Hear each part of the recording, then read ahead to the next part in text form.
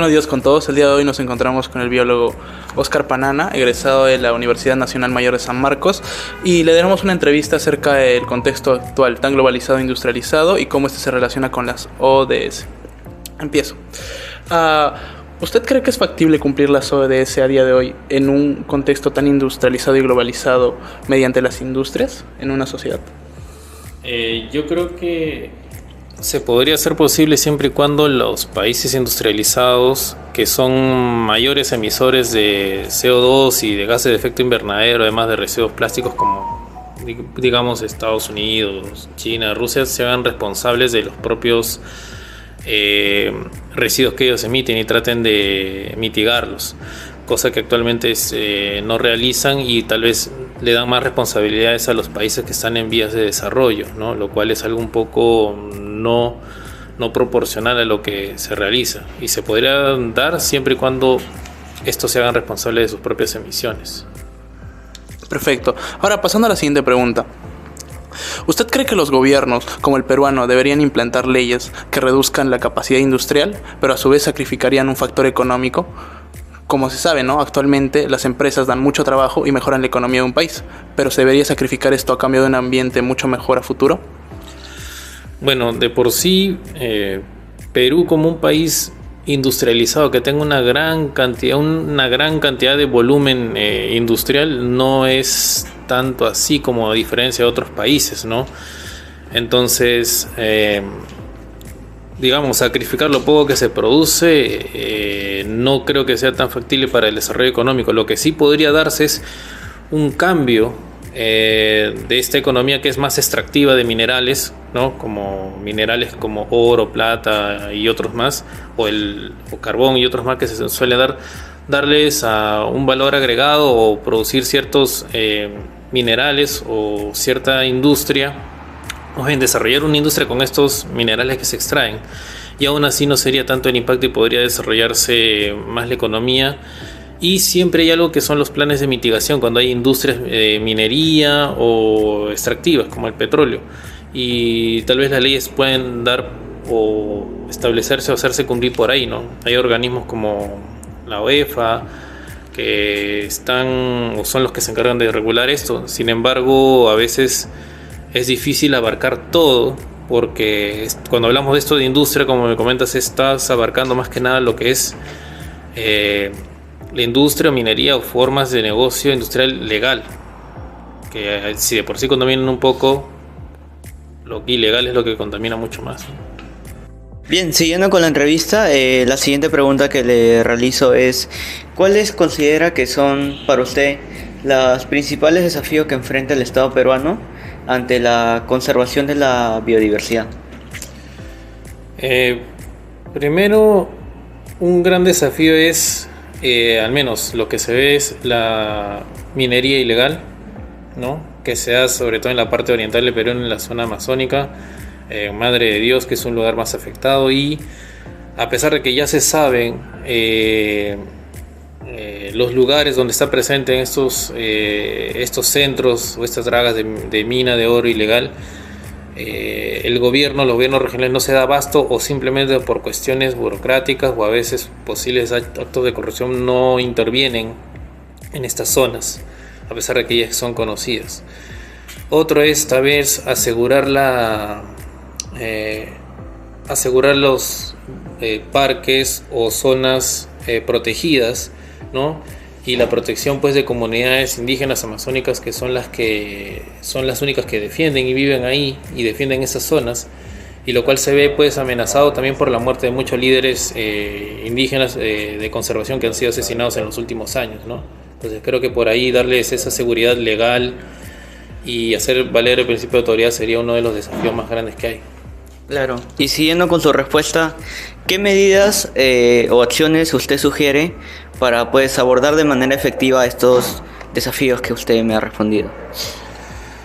Primero, hacer una mayor presencia del Estado en esas zonas, porque hay muchas zonas que no hay unos centros en los cuales las comunidades puedan hacer denuncias, o si los hay, a veces no están, el personal administrativo o burocrático no está presente, las horas completas de trabajo, hacer presencia con mayor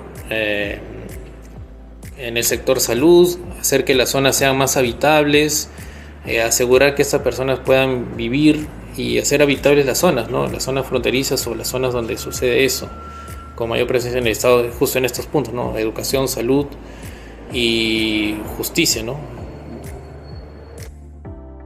Continuando con las preguntas con el doctor Panana, quisiera preguntarle ¿por qué factores cree que se da la pérdida de biodiversidad en nuestro medio ambiente?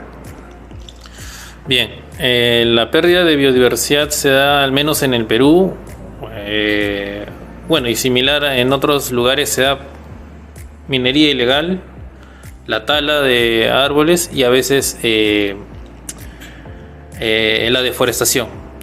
Bueno, en la minería ilegal se utiliza bastante lo que es el mercurio para la purificación del oro y eso no solamente queda ahí en la zona, sino que se expande a través de los ríos, de la diversidad de insectos y estos pueden ser afectados. Y esta es una cadena trófica, cuando los insectos como escarabajos están siendo, digamos, contaminados con mercurio, con cualquier otro metal, son aves u otros organismos que se alimentan de ellos y van transmitiendo esta contaminación y se van acumulando este efecto llamado la bioacumulación, que puede, digamos, llevar a efectos de reducir su capacidad, su tasa de reproducción, lo cual baja poco a poco la población de una especie y reduce su biodiversidad a largo plazo o incluso a mediano o largo plazo. Y dependiendo qué tan susceptible sea la especie puede ser en menor tiempo, ¿no? Y bueno, y la deforestación, que al talar árboles, los árboles son centros de alimento, de vivienda para primates, mamíferos, reptiles, aves. Entonces, al talar árboles también se reduce gran cantidad de su espacio vital para ellos. Entonces, son estos los factores que digamos afectan, ¿no? Y para culminar, pues la deforestación, que son los incendios provocados para arrasar con una zona y sembrar pues cultivos como palma aceitera, que es una de las más frecuentes y dañinas en la zona, ¿no? Doctor Edgar Rezama, desde su experiencia, ¿no? ¿Qué relación tiene la salud con la contaminación ambiental o el medio ambiente? Muchas gracias por la entrevista. Los representantes de OMS, porque participo en alguna comisión de OMS, no es que sea representante oficial, ¿no? Ok. Bueno, la salud está íntimamente ligada a la contaminación ambiental, al medio ambiente, porque muchas de las enfermedades nuestras y sobre todo a nivel poblacional en las ciudades con mayor población se deben a algunas sustancias que son polución en el medio ambiente, gases, los contaminantes de los carros, basura, residuos mineros en los cursos de agua, y esos van a determinar enormemente nuestra salud. Claro, y bueno, en nuestro país no tenemos políticas medioambientales que puedan tal vez solucionar, ¿no? O bueno, no se está aplicando. ¿Cómo podemos abordarlo en este caso? Bueno, nosotros somos firmantes de un montón de convenios internacionales, incluso muchos de ellos para el control de agentes contaminantes del medio ambiente. Tenemos firmado el convenio de Minamata, somos firmantes del convenio de Minamata para manejo de mercurio, firmantes del convenio de Montreal, de Toronto, de Estocolmo para manejo de sustancias químicas peligrosas, pero lamentablemente carecemos de una política central de país orientada a implementar estos convenios, ¿no? Entonces vemos los grandes problemas que tenemos con la minería ilegal. La minería ilegal es uno de los principales focos de contaminación ambiental que tenemos. Como el caso de Oroide, por ejemplo, ¿no? Donde, por el estudio 2012, por ejemplo, un 45% de los niños hablados presentaban niveles altos de plomo en la sangre, ¿no? Bueno, la Oroya por eso que cerró. Ahora creo que hay otra vez planes que están comprando en venta, otra vez y la intención es reabrirla. Pero no se va a avanzar nada si es que no se reabre con políticas de control, ¿no? Entonces va a ser otro poco de contaminación. Claro. Ahora vemos lo que está sucediendo en Patasco, los mineros informales en oro. Tenemos problemas de contaminación con mercurio en todas las explotaciones informales de oro y Madre de Dios, y ahora esa gente está subiendo a la margen norte del Amazonas, donde también parece que ellos van otra vez a contaminar. Las dragas que usan ahí son contaminantes. Ya, entonces, pues como usted mencionaba, nosotros somos firmantes, nuestro país es firmante de varios proyectos, como se dice, ¿no? Convenios internacionales, que básicamente su objetivo es mejorar. Pero en nuestro país, ¿cómo nos proyectamos de acá a 10 años? ¿Mejoraremos o estaremos peor que ahora? Yo creo que mucho depende de la política central de los gobiernos que asumen. Entonces, yo no veo mucha perspectiva de que esto mejore, porque los gobiernos están influidos por la gran tasa de corrupción que tenemos en el país y eso no está mejorando. Entonces, no sé cuánta expectativa podemos tener en que un futuro gobierno cambie radicalmente esta actitud. Entonces, yo no le veo mucha buena perspectiva a la solución de problemas de salud por medio ambiente. Mientras no se arreglen problemas básicos que son minería informal, control de residuos sólidos en las ciudades, los basurales que tiene Lima son incontrolables. Y yo no sé qué hacen con el dinero de los municipios que son los encargados de destinar un presupuesto para ese control. Entonces, no le veo una buena perspectiva a nuestro país. Nos encontramos con Bruce Guillén Allende, especialista del área de aceite en la UGEL número 7, para hacerle una pregunta.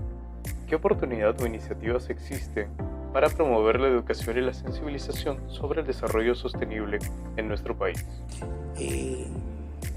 A nivel de las instituciones educativas, ¿no? Si tenemos como política a nivel del país implementar el enfoque ambiental. El enfoque ambiental es el enfoque transversal, quiere decir que se trabaja desde todas las áreas curriculares.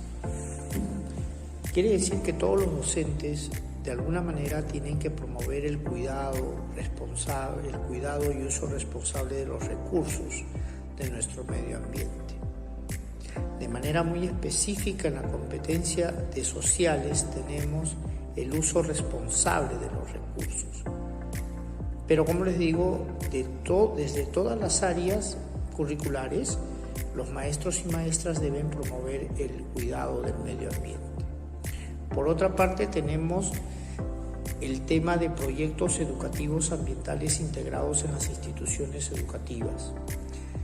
Un proyecto educativo ambiental permite al estudiante empoderarse de lo que significa el medio ambiente, de las leyes que rigen a un medio ambiente, va a comprender la importancia de cada elemento que existe en ella y por ende va a convertirse en un ciudadano responsable hacia el medio ambiente. Entonces ahí tenemos un espacio muy importante para la conservación y desarrollo sostenible de nuestro país, ¿no? Adicionalmente a ello tenemos iniciativas como lo que hace la Autoridad Nacional del Agua en la conservación del agua, en promover el uso responsable del agua, y todo ello complementado a lo que se viene dando en el sector educación. Entonces ahí tenemos un espacio y una oportunidad muy valiosa para que la nueva generación valore su entorno, su medio ambiente, sus recursos, y de esa manera pues sentemos bases para el desarrollo sostenible de nuestro